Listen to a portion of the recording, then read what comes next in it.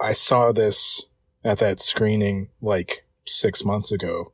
So it was long enough for me to basically forget everything that happened. And I was just reading the book like I didn't know what was going to happen. I was like, I really can't remember. Is this in the film? Is this in the film? And it's basically like beat for beat, exactly the same. How short is it? It's like 40 pages or something. Yeah.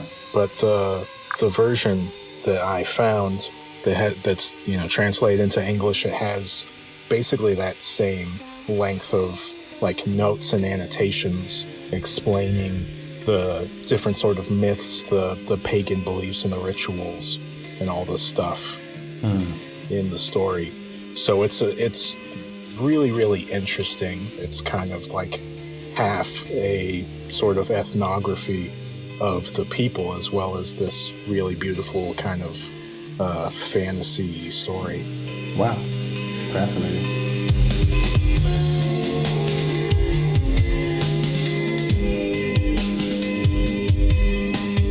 I'll record again and I'll say, hey, what's going on? What's up? What's up? What's up? What's going on? You might go to the film experts for your opinions about films from 1965, films from the Soviet Union, but some like it unauthorized. And I'm Jay Brooks Young. And I'm Zach Domes. And this is where to begin, man. I love this film. I just put it out there. Shadows of Forgotten Ancestors. Yeah, you had watched it. Well, you had watched it in a theater like 6 months ago or something like that. Yeah, first part of a double feature with The Color of Pomegranates, also directed by Sergei Parajanov. And how was that? I mean, it was terrific. It was terrific. Like, because this film is totally trying to surprise you the entire time. It feels like it's not supposed to be in a theater. It feels like you've found some like woven cloth, like what are they called? Like a tapestry, that they projected up on the screen. Like, it's just kind of a revelatory thing to see in a theater. Mm-hmm. But I want to know what your reaction was seeing this for the first time. Yeah, well, I put it on downstairs. I have a projector that I watch films on, so I can see them kind of in a large screen format. It's like a movie theater, a home movie theater in a way. I put it on. Something came up, so I had to pause it real quick in the first minute or so. But I was already got the color and the look of it in that early couple minutes, and I texted you, and I was like, what is this insane film? Like the wide screen or the wide shot handheld with this kind of, I'm guessing a kind of aged 35 millimeter film. I'm guessing it's the Soviet Union, right?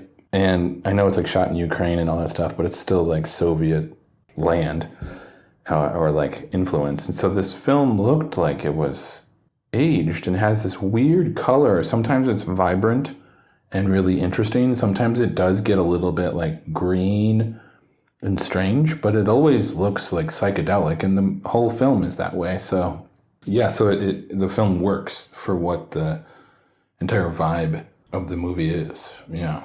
That was my initial thoughts. Yeah.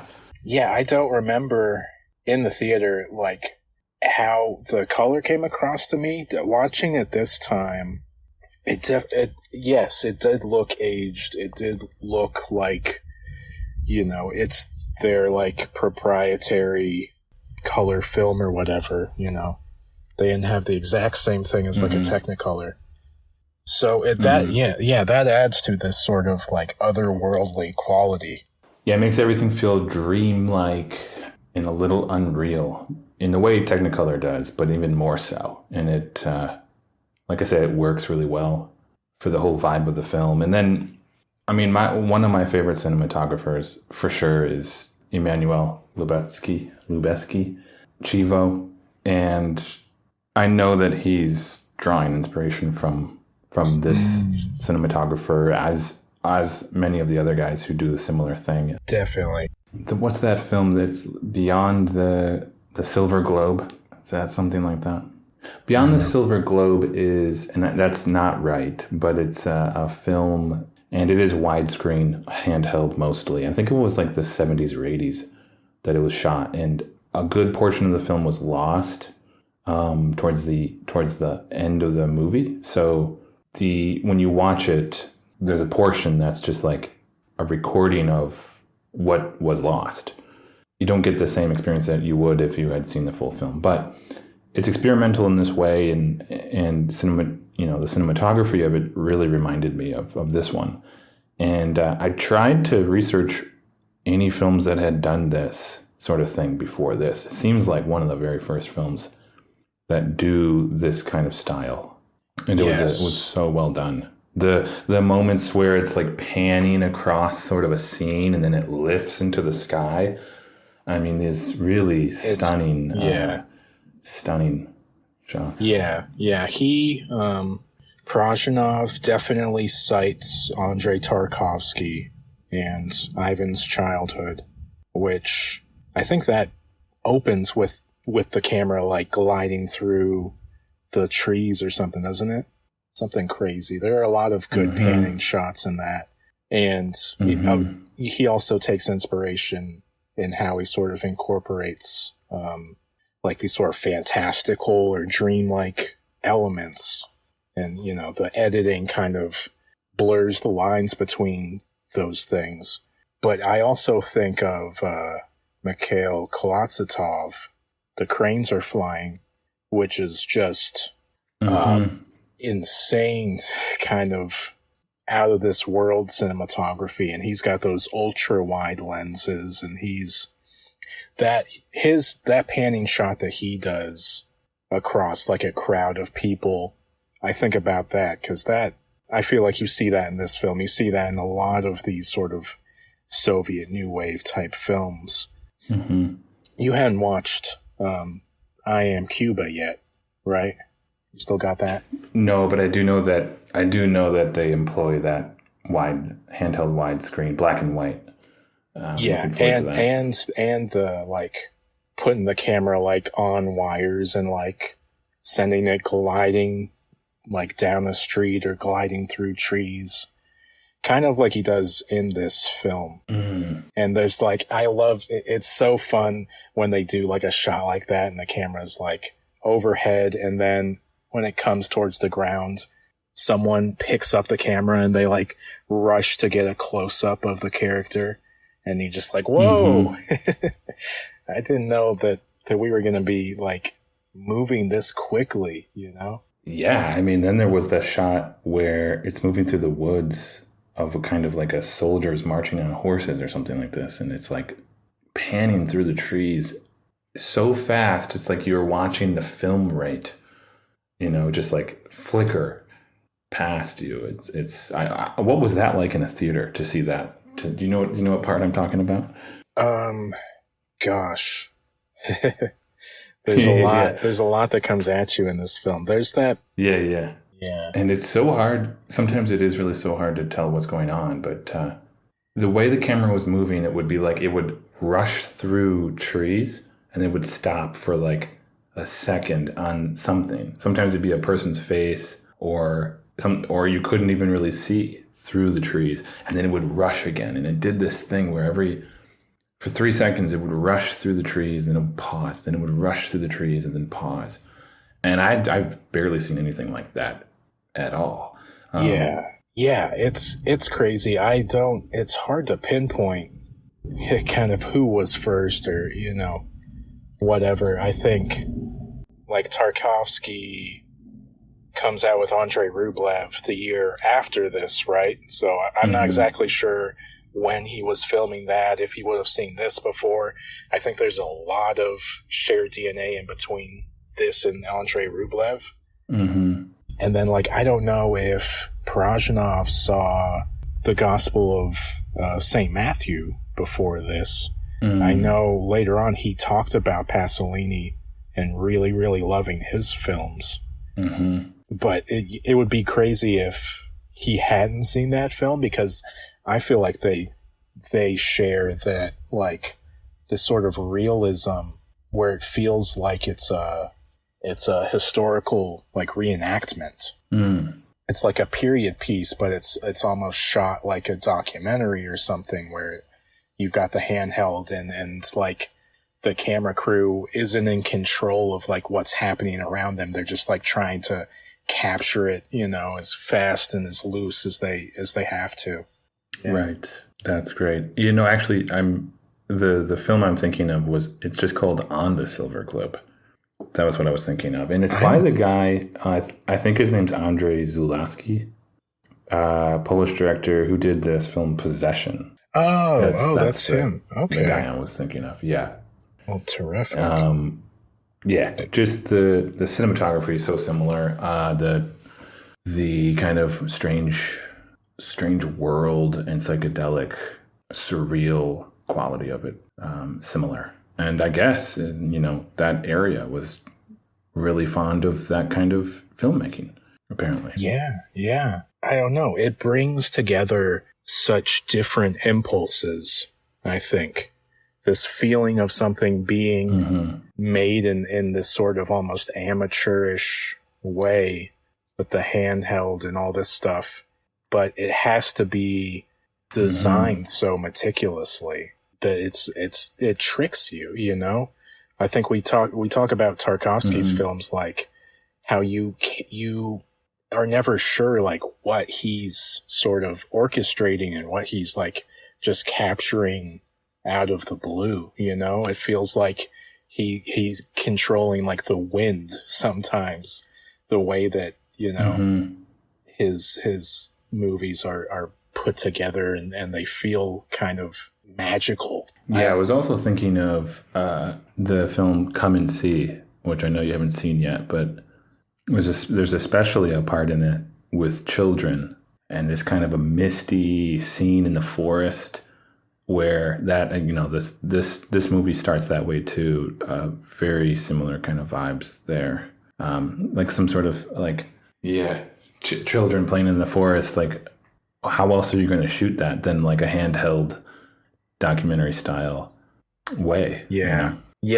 I don't know. There's that, that makes me think of the sort of trend that there was in sort of psychology and sociology, where people looked at these cultures that had been less sort of modernized, and they wanted to compare those to the way that children sort of see the world.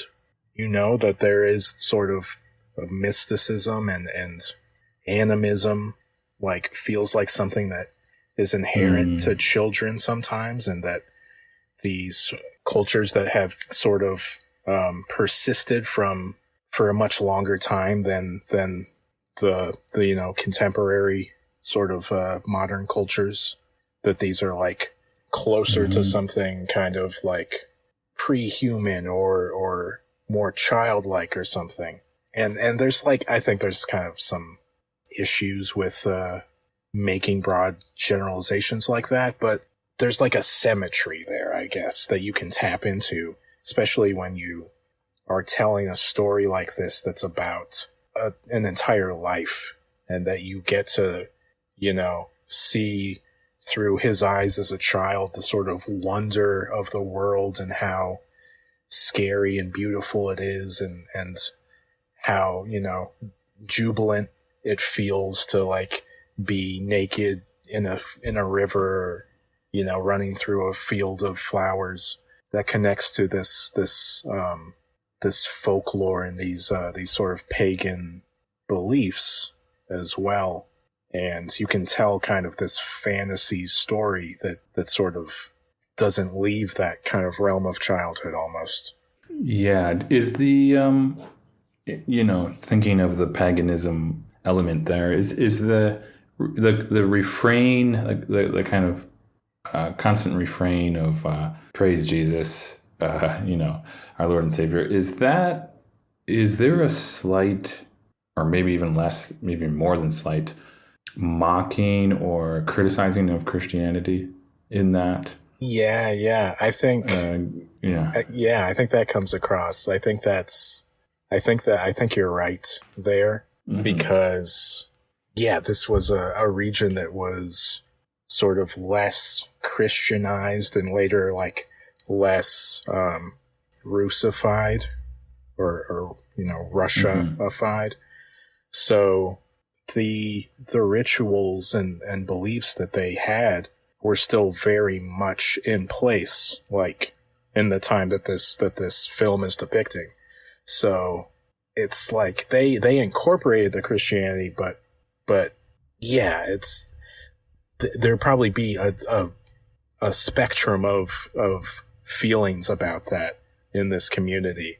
And that feels like something that it's a little bit of a formality that you say with strangers, kind of first and foremost. Some people are going to just kind of thumb their nose at having to do that, but you might fall back on that, and when you're trying to appeal to any power possible, at a time of crisis, you might actually feel that very earnestly. There's sort of what's the word? I don't know, dialectic. Yeah, I was. That reminds me of a time I was down in the South. I was helping to rebuild after, I think it was Hurricane Katrina, and I was sitting with these guys. It was like 6 other guys, and they were like, one of them was like, "You're Christian, right?" And I was like, "Well, I mean, Jesus was a good guy. I appreciate him." And then he was like. And then he asked me what denomination I was, and I just made up, like I just said, like Methodist or something. I felt the pressure so strongly coming from him in this situation. I didn't know if they were gonna, right, what they were gonna do. I felt so, and he said, as long as you're Christian, no big deal. It's, it's all right. We're Baptist, but as long as you're Christian, we're fine. And I was like, or else what? Yeah, exactly. But right, even though when you're thinking that, you still are like, I don't want to find out if there's a consequence to this, so I'll just go along with the guy, That's how it is. Yeah. I can't imagine the Soviets were too happy about. Yeah, I can't imagine the Soviets were too happy about this. Right, exactly. Yeah, it's funny because when this novel or short story is written in the teens, the 1910s, Russia's still a Christian nation, I guess, majority-wise. So yeah, it's interesting to think that by the time this film is made, that's almost as foreign as the pagan elements in this film. Wow. Yeah, right. The novel is terrific. It's 1911, written by Mikhailo Kotsiubinsky. Katsubinsky. It's a little bit of a difficult one, but yeah, I read that and it's terrific. He's a Ukrainian writer who wasn't specifically from the region, but he traveled there multiple times and did a lot of sort of recording of the rituals that he witnessed and stories from people. And it's basically beat for beat the same as the film is, where it's not a grounded story. It's incorporating these beliefs. That comes across more strongly in the novel, where it's able to really explain what's going on. Like at the end, when he's seeing like Marichka and she looks kind of ghostly and pale. It spells that out explicitly, that's like a forest nymph that is taking on her form and tricking Ivanko into following her into the forest and ultimately to his death. So it's an incredible piece of writing to kind of take all of these beliefs from the Hutzul region and create a sort of story out of that. And what Parajanov said when they were what he said about when they were filming this was that people were really excited about it. They went, of course, and filmed in the region, up in the like Carpathian Mountains, and people, they all knew the novel and they loved it. So they were all super excited that there was a film being made, and everyone was very eager to come bring their like artifacts and things for them to use in the film and to be like extras and stuff. You see a lot of like wonderful non-actors in this film. I think that comes across. Yeah, what the beauty of this is that it captures this sort of folk art and this folk spirit very authentically. Even as it's telling a fantastical story, it becomes a piece of folk art itself. I think that's incredible. Like, when has that ever been done in film up to this point? Like, you know? Right. I can't think of anything. I'm sure there's some things, probably shorts or something like that. But as a feature, no, yeah, you're right.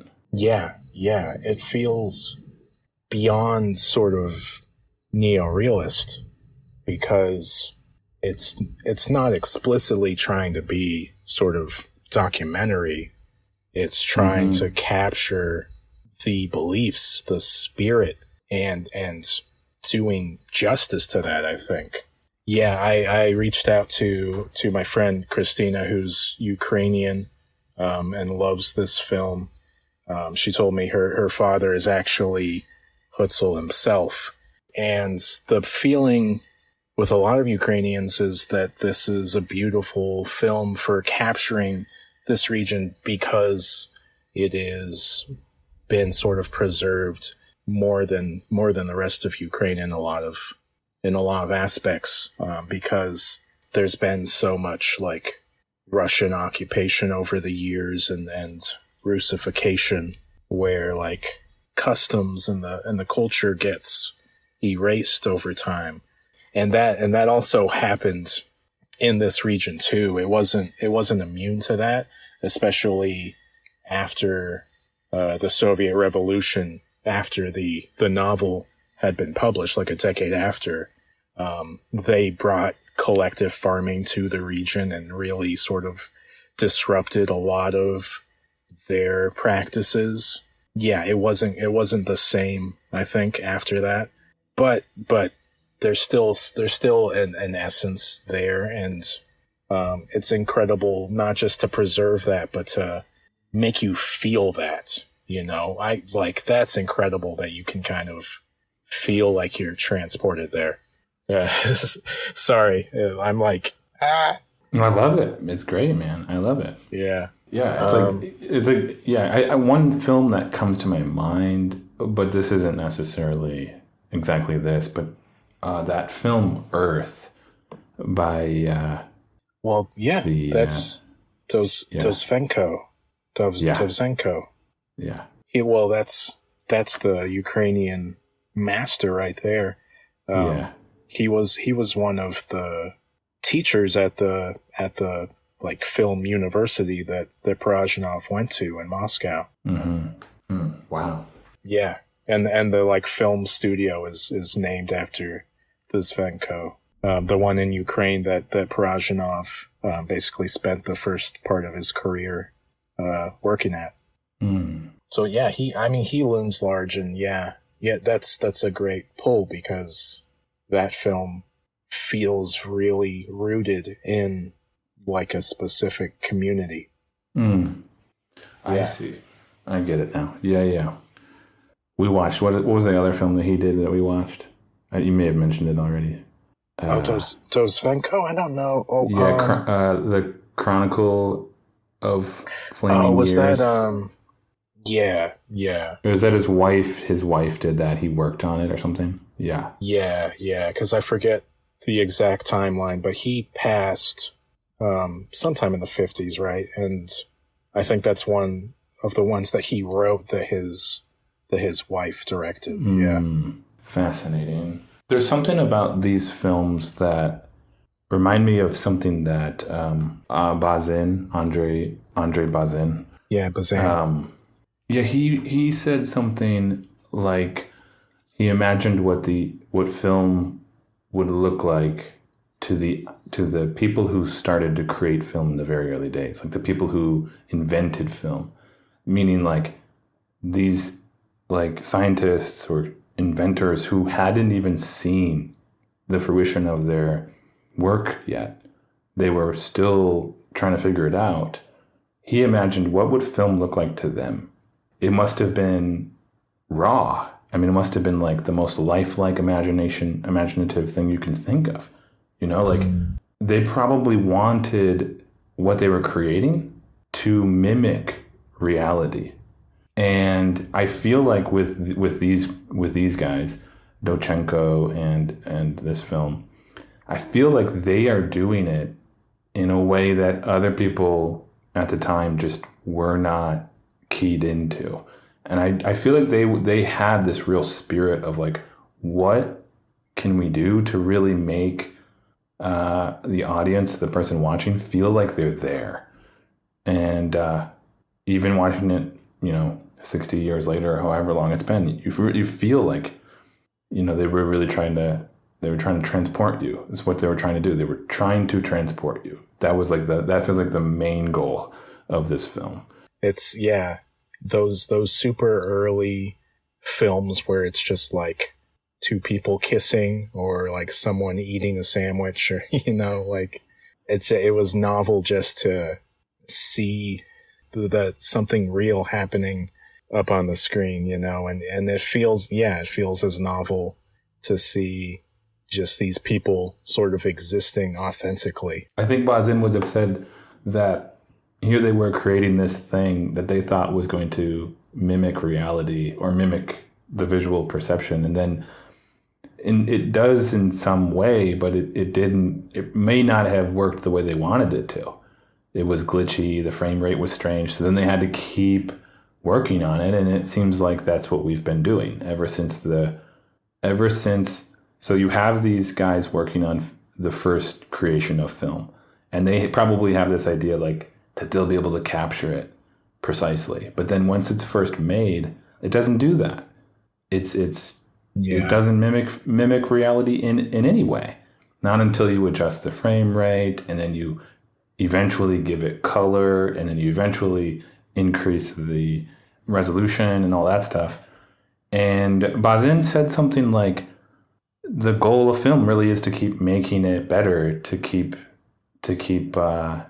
increasing the technology and keep getting it to a point where it transports you, and even more so that it mimics reality even better and better. I think that that's true, but I also think that you don't necessarily need the best resolution, right? With this film, it proves that you don't need that, because it can feel. Yeah. It doesn't have to feel like reality. It can feel dreamlike, because then that stirs the emotions. You have like the realism, but this is like, what do they say? Poetic realism or something like that. Poetic realism, something like that. Yeah. Which is almost more real in some way. Yes. The thing is, there's always going to be a level of separation between us and the screen.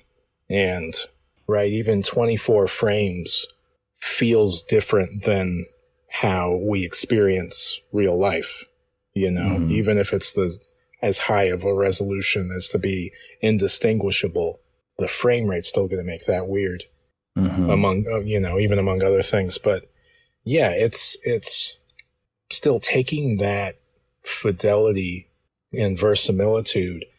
It's the fact that you can take that and create an art with it, though, and manipulate it and edit it, going all the way back to the Soviet, Eisenstein editing, all that stuff. Like, yeah, you can take these elements and create something that makes you feel things that you just, I don't know, that it feels like they pull them out of the air. Mm-hmm. This is a really emotional film, I find. And like the kinetic camera and that music and just seeing these faces, like, it makes me feel emotional. The music. Oh my God. Yeah. Unbelievable. Yeah. The chanting and, of course, that horn, that deep, sort of horn.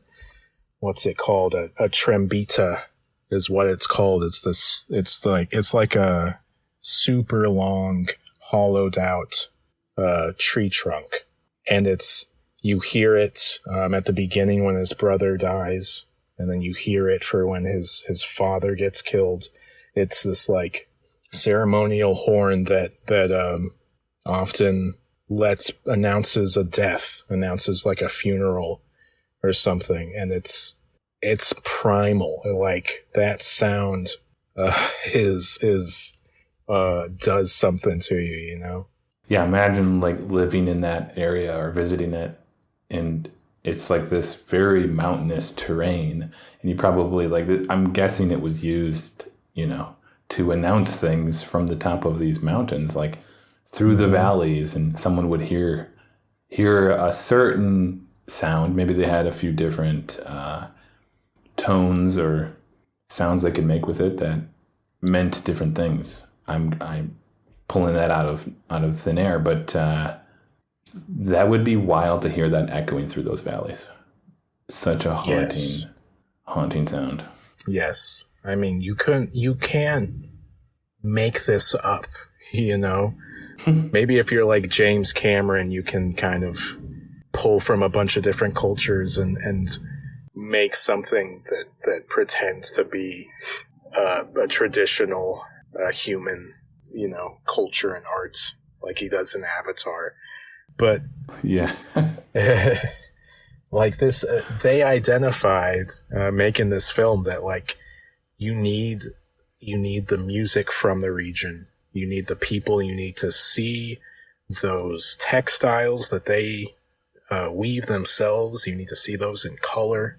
That's so crucial because it's such a part of their identity. You need the Ukrainian, the Hutzul dialect of the Ukrainian, at a time when virtually every single film was dubbed into Russian. And then, if it's released in Ukraine, dubbed into Ukrainian sometimes. But they said, no, like this is all a piece of like how you feel. Like this makes you feel a certain way when you hear these songs sung in their original language and you hear these instruments that they make and they play all their lives. Like there's no substitute for it. And it totally communicates through time, 60 years hence. Like it speaks to you still. Yeah, I mean, it doesn't. It's not until we have like classical music and kind of this. Yeah, it's not until you have an aristocracy and a wealth within Western Europe that you start to see these like this new kind of sound with the classical music and these orchestrations, and that's beautiful, and there's a lot to say about that. But folk music, it's funny that we call it folk music. It's just that's always been music. It wasn't until we had classical that we gave what was always just people creating music the term folk music. Like you listen to that, and it reminds me of so much from around the world, and yeah, I can never get enough of it. I listen to folk music from various regions of the world often because it's real. Yeah. It's hard to put into words why it feels that way, why it's real. It's just that like, it's practical. It spoke to these people enough that it's what they wanted to make. There was no impetus behind it besides like, I like this, I want to make sounds like this, and I want to hear, me and my family and my friends kind of make this music together and dance and like experience life through this. Yeah, it mirrors life too in a way. Like you have like fear-inducing sounds. Like Yeah. that's what the earth is. The earth is a scary place. But you also have delightful melodies for when you feel better, when it's a good day. Yeah, it mimics life, and it feels like you're brought into their culture even more with any folk music, but this in particular, yeah.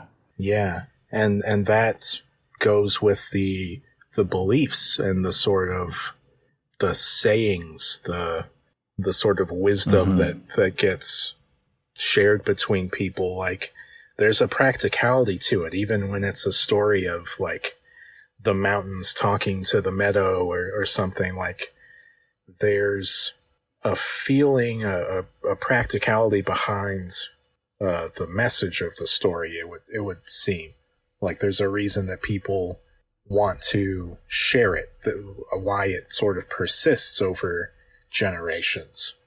And there's a lot more of that even in the novel too. So a thought that I had was just that, like, I don't know, there's something missing from our lives, particularly as Americans, where, our closest ancestors left their cultures to come here and eventually left those practices behind and stuff and didn't care or were too tired or whatever reason did not pass those down here and prioritized fitting in to this culture. And sometimes you feel that, like you feel that you don't have a base, you don't have a foundation, a way of sort of understanding yourself in the world. I feel that, at least. I feel like I recognize that in my parents sometimes, like there's a real kind of benefit that goes through your entire life when you have a foundation that's rooted in, a generations upon generations old culture. Yeah. No, it's true. And it feels like none of us really know what to do about that because it's larger than us. And that's another thing I feel like when I watch a film like this is I just feel like nobody created their culture, right? It was born out of a place, born out of history, a kind of evolution of culture in a way. And so here we are stuck in this short history of a group of people who all kind of came from various places into this new kind of territory that has a kind of cultureless culture in a way. And what are you to do about it? Nobody creates it. Any culture that was attempted to be created, I'm actually thinking of like the Soviets or like with Stalin and stuff. Like there is a sense that they tried to manufacture culture. Like they wanted to have control over it so they can have control over the people. And it doesn't work, right? It's arbitrary. People can tell it's fake. You can't create a culture. Tech companies do it today. They try to manufacture a culture. It doesn't work. These things happen organically, and it happens on the street, right? It happens in homes, happens in backyards. It doesn't happen in technology and in all of the kind of public sphere in a way, yeah. Yeah, the building blocks of it are just the person-to-person relationships and like deciding what you feel that other people need to learn or like what kind of common ground you need to establish between each other. It's between parents and children. It's between like close friends, and there's no other way that it happens. Yeah, and it feels like we're watching any cultures that do exist within our own vanish and like struggle to stay alive. I'm thinking of either Appalachia or Native American cultures, like they struggle to survive, but they do exist. It's just that they're being surrounded, and it's very precarious because it relies on those relationships. It can be wiped out when people are displaced or worse, or wiped out themselves. Yes. Like I'm curious how you found sort of following what was actually going on in the film. I mean, only in the way that you might follow the plot of a dream. I know that he lost that early love of his and ended up marrying somebody who he did not love as much, and after becoming like kind of a destitute wanderer, and then he gets in. Yeah, I'm a little unaware of exactly what goes on. Well, I guess they settle down. She can't get pregnant, right? And then they're on this farm, and without getting pregnant at that time in that era, you wonder what's the point. Yeah. But then he gets in a fight at a bar or something like this. That part I definitely was not so sure of. But I know that he's then killed at the end, and then has these kind of visions of his first love again. How's that sound? That's pretty good. It definitely helped me reading the novel to follow exactly what's going on. Yeah. Because it's you got it right. Like that first part, he meets Marichka, and that's like the love of his life. The novel spells it out much more clearly that he is sort of a poet. He is an artist with that flute. Like he specifically has a gift for it, and he can kind of, he sort of describes it as like listening to the earth and to the landscape around him, and like playing the songs that he hears. There's sort of a divine, the songs come to him from a divine place, sort of. It becomes this thing where Marichka is a part of that, and she sings songs, and there's a little bit of her singing in this. I wish it was like subtitled more, because you do get that in the novel, and it's like they had these little short kind of almost like limericks that were a common song in the Hutsul region that could just be about, you and your friend sitting in a field, and I hear a bird singing, and those are the lyrics. But like she kind of creates these beautiful songs out of nowhere while he's playing this flute, and they have this beautiful relationship through their music. And when he goes off to work during the summer, and she dies drowning, falling into the river, that severs that art from him, sort of, and it kind of like alters his relationship to it. That sort of changes the trajectory of his life. He becomes kind of, obviously losing her is a huge deal, but like it also severs him from his connection to that music, and that kind of makes him aimless as well.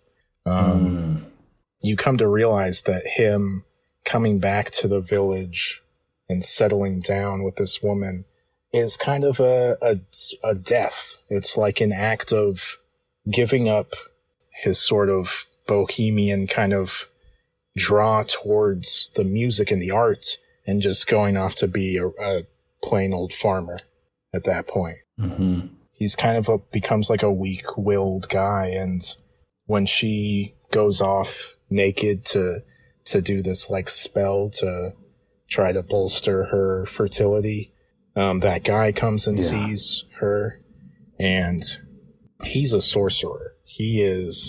People recognize him as someone who has control over the weather, and That's maybe the silliest like scene in this film is when they're just like blowing fans at him, and that's supposed to simulate like a big storm. But yeah, because he's kind of like this powerful and this sort of idolized man in the community, he sort of gains this influence over Ivanko's wife, and that's him in the tavern with her. And it also says in the novel, or in the notes at least, that like it was a little more permissible, the sort of relationships, the extramarital relationships, but they were flaunting it. They were being very open about doing this stuff, despite her being Ivanko's wife. So it gets to a point where he has to sort of confront it, but that's kind of his downfall. He doesn't have the will to resist what's happening. I don't know. Hopefully that helps it make more sense. Very much. Yeah, because there was definitely pieces of that were not you weren't, I don't think you were able to pick up on just watching the film. So it's helpful to have that. I really sense a strong, connection to that, to like we were saying, the culture, to the folk culture that's there, to kind of the myths and beliefs that they have. Yeah, it moves effortlessly between a sort of reality and almost like a documentary capturing of these people, and something fantastical and something that brings those beliefs to life on screen. Yeah, why do you think, given all of that, why do you think it doesn't do so well on something like the Sight and Sound? I mean, it does get a couple of votes, but what do you think might be the lack of appreciation there? It's curious, because I don't want to chalk it up to people just picking The Color of Pomegranates over this film. I mean, that one has a big reputation, I find, in research, because it got kind of banned immediately. And it was sort of the catalyst for Parajanov not working for like 15 years after that. And it's 4 years after Color of Pomegranates, he gets arrested on these like homosexuality charges and has to serve 4 years in like prison.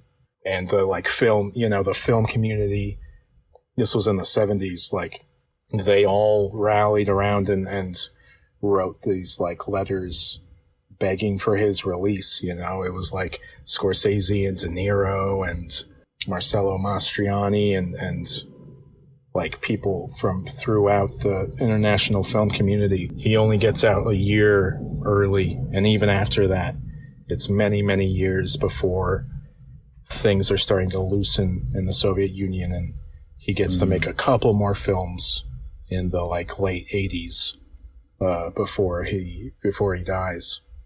So yeah, Color of Pomegranates is a big deal because of that sort of history with his life, and it's incredible too. I don't want to like undersell it because it is really remarkable, and it just sort of confirms like he had such an interesting kind of perspective on how he wanted to make films and what films should like try to do. But I think this is unimpeachable to me. This film is just miraculous, and yeah, like it should be on a Sight and Sound. It's crazy for there to be like 5-6 times more votes for Color of Pomegranates than for Shadows of Forgotten Ancestors. That's what I think. Yeah, it's fascinating the way people vote. It's fascinating what they love, the history of it, and how just how the outreach determines so much, and whether or not something gets picked up or remembered. And it's interesting because watching this, I just felt like I was watching something new and novel and like groundbreaking. So it'd be nice to see this get a little more appreciation. Also, as we've talked at length, culturally, preservative. You know, you're not going to find that many films that showcase how do you say the mountain range there? The Carpathian. Carpathian, yeah. You're not going to find something that really documents their life and their culture in such a profound, poetic, and also documentarian type of way. So, yeah, man, it's a crazy inheritance, or what's the different word for inheritance? It's like a passing down of history, of culture. Yeah, like it from these people to Kotsyobinsky and his book that he so painstakingly researched, and then through this film and through them wanting to capture the real objects, the real people, the real landscape, we get to hear this whisper from the past. It's incredible. I think it's one of the best things that a film can aspire to be. Yeah. Yeah. So, with all that said, you should watch the film because we love it. That's basically what we're trying to say. Yeah. No, I agree. I 100% agree. Yeah. I think I have to watch this once a year now or something. That's a good way to put it. Yeah. I was actually thinking that. I was thinking the music and the cinematography and the whole thing. It feels like a really rewatchable film that I. Yeah. There's every spring solstice or something. Put this on, or summer solstice rather. Oh, should we touch the ending? Because I forget. The ending is the funeral. What did you think of that little funeral sort of epilogue? Because it's sort of a normal thing. It was wild. And then, everyone's dancing and the camera's spinning around to the point that it's shaking him as his body's laid out on that bench. Man, there's so many things that you could pull from that, but I would just say I've heard before that other cultures treat death not just as a grief, but as a celebration. Yeah. Because your spirit will soar to new places, and you've lived a life, as good as you could. So there's something absolutely wild about people come together to acknowledge that somebody in their town has passed away. And I mean, if you get anybody together in certain cultures, the drinks come out. And people get frenzied and crazy. So there's something like that. I mean, when you said that his body was shaking, I was thinking he almost is coming back to life or something. His spirit's about to leave him. Yeah. Well, that's the title, is this belief that the dead come back. They often come back as animals and things, but that they are they're around. They have kind of an influence on things. And there's it's at that end they are celebrating life, and they're saying, not today, death, we're still here, and you all the spirits are gonna watch us revel in life, and enjoy our time here. You could almost be even a little poetic about it and say that the camera itself is the floating spirits. We're witnessing life from those ancestors because the camera's not steady. Yeah. And if you imagine a spirit, the way a spirit moves, it's going to be floaty and sporadic. You can just see that the camera's pointing up to the sky often. It's looking up to the trees, through the branches. It's spinning. And there's a real sense that the camera movement itself predicted the ending. Yeah. Yeah. Yeah. I felt throughout that it was bringing the landscape to life, that the ground and the trees and everything was constantly moving. That's that belief that they have, that there's sort of spirits and magic everywhere. That's right. Yeah. Are you excited for Color Pomegranates? Very much so, yeah. Yeah, looking forward to that. Next week, Zach, we're talking Who's Afraid of Virginia Woolf? In 1966, it's the directorial debut of Mike Nichols, his film before The Graduate. It's Elizabeth Taylor and Richard Burton on screen together while they're a couple in real life. And it's a real pivot point in the history of what Hollywood was allowed to make, or would allow themselves to make, in terms of the content, the explicit language, all these things. So it's really, really interesting, and it's an incredible ride of a movie. So check that out next week. And in the meantime, we are on Letterboxd. It's linked in the description. So go check that out as well. And we'll talk to you next time.